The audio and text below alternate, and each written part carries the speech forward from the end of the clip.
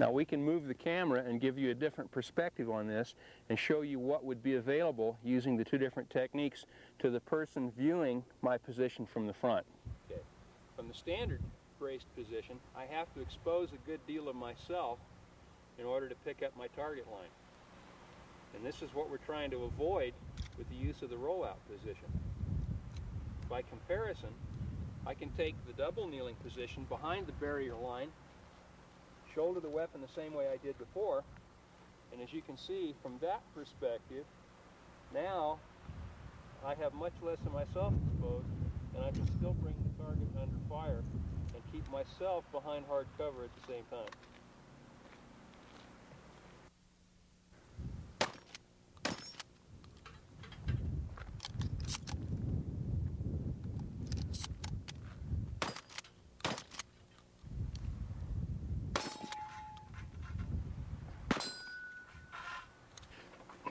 The ability to shoot the shotgun is only solving part of the problem. The manner in which you deploy the shotgun is as important or more important. Tactics is not a science, it's an art, and there are many, many variables that apply to these situations. We can't take this format to teach you how to go through and clear a house. What we can do is take a few minutes of this tape and show you some basic fundamental concepts that are easy to fall back on. You can take the fundamental concepts and expand them in your particular environment as far as you want to take it. I'm going to walk through the house here with Jack, and we're going to illustrate a few fundamental points of tactical deployment that we teach here at Gunsite Training Center. Okay. Doorways and hallways can be death traps if you don't approach the problem with a proper perspective. Jack is going to approach this door here and, maintaining control of the gun, open the door using the cover available to him, keeping himself out of the line of possible return fire or a rush attempt by someone on the other side of the door. Moving into the danger zone, keeping the muzzle well down and staying out of the center of the doorway where the light funnel exists that could make him a potential target.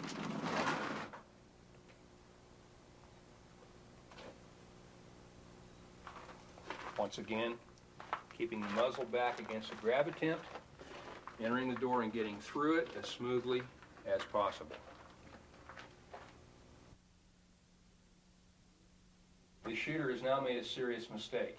In choosing to advance up this hallway in the middle of the hall, he has placed himself in what tacticians refer to as the fatal funnel. The eye focusing on the brightest point of illumination, Jack has now placed himself in the middle of a target area. This is something we want to avoid, and we can do so by the simple expedient of having the shooter pick one wall or the other and place himself up against it.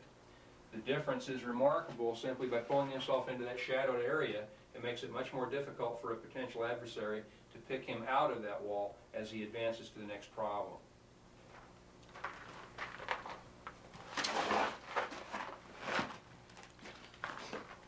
Another fundamental that we just illustrated is maintaining as much distance as the tactical situation allows you from any corner or unknown threat.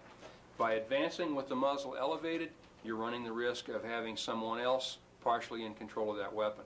Now, Jack's mistake is going to be repeated now, and he's going to keep the muzzle down, maintain distance away from the corner, and execute this corner clearance properly.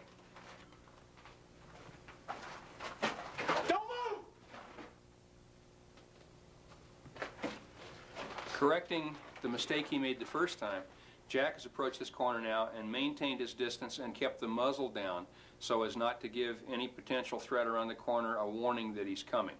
He's come up with the proper equation to solve the problem on this corner. Distance equals time. Time equals marksmanship. Marksmanship equals survival. As an option to committing physically to the corner, as Jack did last time, we can also utilize the rollout technique seen otherwise on this film to accomplish the same task without exposing himself to possible fire from inside the area he's trying to clear. Jack can come forward just enough to clear the barrier line with the muzzle and expose a good deal less of himself to inside potential hazards. This is another optional technique for a corner clearance.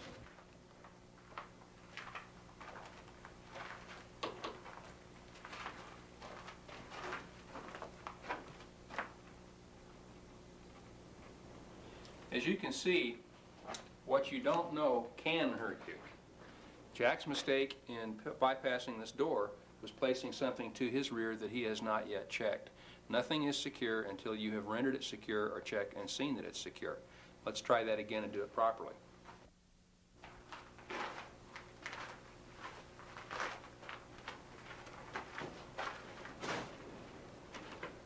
You in the closet, no move! Okay, let's talk.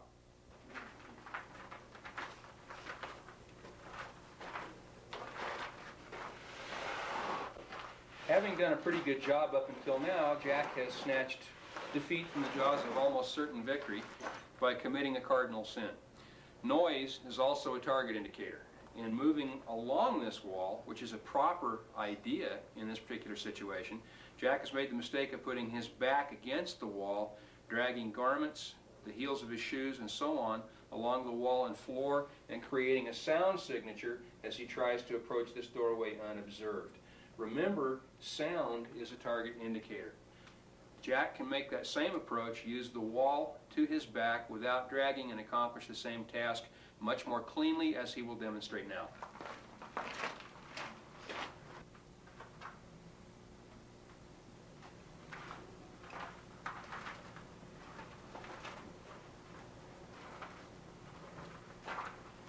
Now, still working the side of the hall to his advantage, Jack is maintaining a stealthy approach by keeping his garments and his accessories off of the wall itself and creating no sound signature. Remember, noise can get you hurt.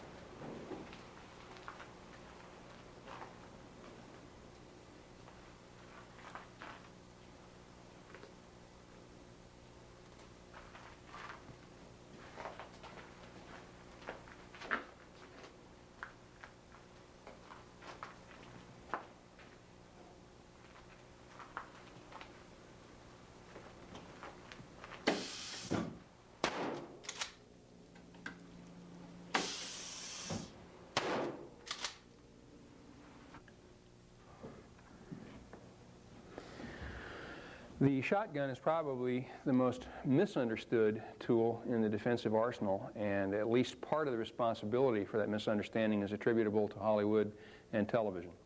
People have a lot of misconceptions about what the shotgun will and won't do, and this leads to a lot of problems.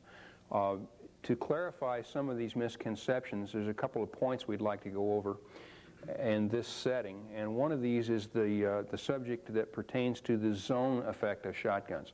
Now, a shotgun is a pattern firing weapon. It fires multiple projectiles that strike the target with a patterning effect. This is both the good news and the bad news.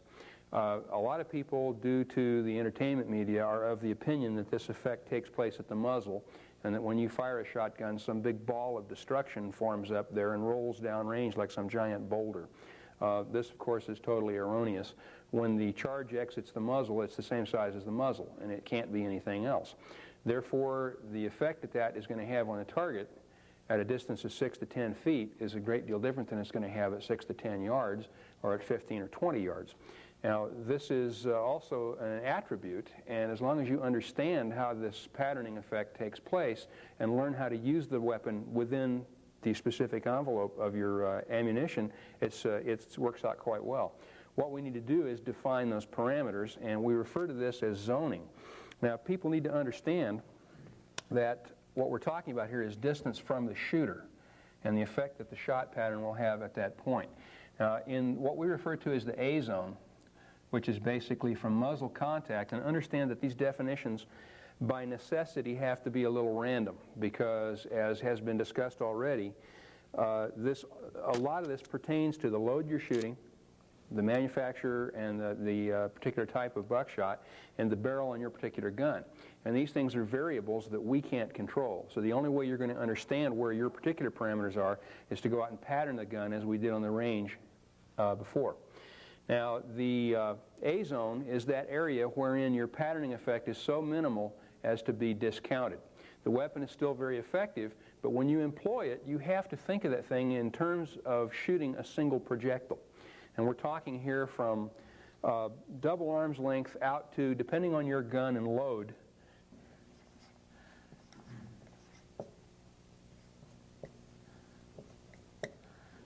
plus or minus 3 to 5 yards. Now, at that distance, you're going to start experiencing some sort of spread with that shot charge. And it's vital that you know what your gun does with your load. And anyone who is a serious student of this business will decide on what load they're going to shoot, put it in their gun, and pattern it on paper at these varying distances so they know at what point this transition starts to take effect.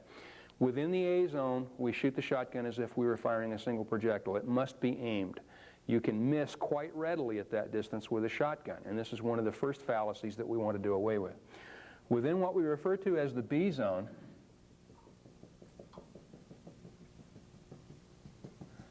the B zone is where the shotgun rules. This is where the shotgun, in my opinion, is the best thing you can use, particularly in conditions of poor lighting. It gives you the ability to strike a very, very hard blow. Shotguns hit hard. They are very effective for the type of work that we need to do. The area that we refer to as the B zone is where this patterning effect is at its most effective. And this will go from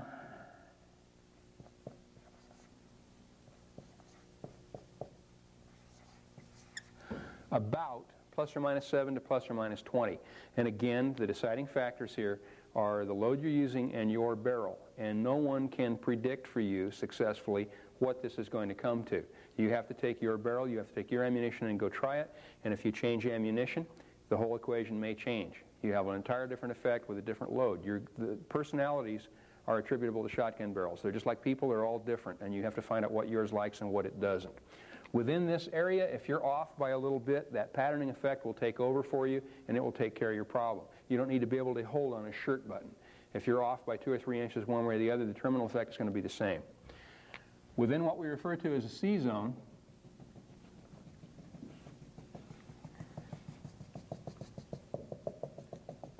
we encounter a problem.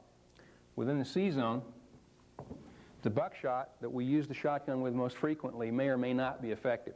It isn't a question of whether we can hit an adversary or not. It's a question of how hard are we going to hit him. The sporting shotgun and the combat shotgun are two entirely different animals. And while it's perfectly acceptable to take a charge of birdshot and throw in effect a big screen up in the sky and let a bird or a clay pigeon pick up 1 or 2 pellets, you still win. You break it, the bird goes down, you get to take the bird home. Putting 1 or 2 pellets on an armed attacker, particularly one who's chemically fueled, may not solve your problem. It may, in point of fact, make your problem worse. What we want to do is we want to still strike a telling blow, not just put a couple of pellets on the target. At some point, your gun is going to become combat ineffective with the buckshot load. Depending on your barrel and load, it's going to start developing holes. You're going to start seeing what we refer to as the donut effect at this kind of distance. Unless you have specialty choking on the gun, unless something special has been done to increase it, you're looking at somewhere around 20 yards, plus or minus. We can still solve the problem in the C zone, and we can solve it quite handily. In the C zone, we're going to revert back to the way we thought in A, and we're going to shoot as if this thing was a single projectile, because in fact it will be. To compensate for the loss of combat effectiveness with buckshot at this plus or minus 20-yard barrier, we're going to execute what we call a select slug drill. We're going to take the round of solid ball, insert it in the magazine, run the action, place it in the chamber, and take the shot with a solid projectile. This is the beauty of the shotgun. This will extend you from that plus or minus imaginary barrier out to as far as you can effectively hold with the sighting equipment and the skill that you possess with that slug load. The old police standard test used to ask effective range of a shotgun with slugs, and they declared it to be about 50 yards. In our courses of instruction here, we regularly take our students to 100, and in some cases beyond. And when you consider that the average range of engagement for a long gun for police officers in this country is about 75 yards, here you have the ability with a readily available shotgun that you can purchase in any hardware store or sporting goods outlet to reach out beyond the typical range of long gun encounters law enforcement encounter now and take care of business with a solid projectile if you hold and shoot it like a rifle. All the way from double arm's length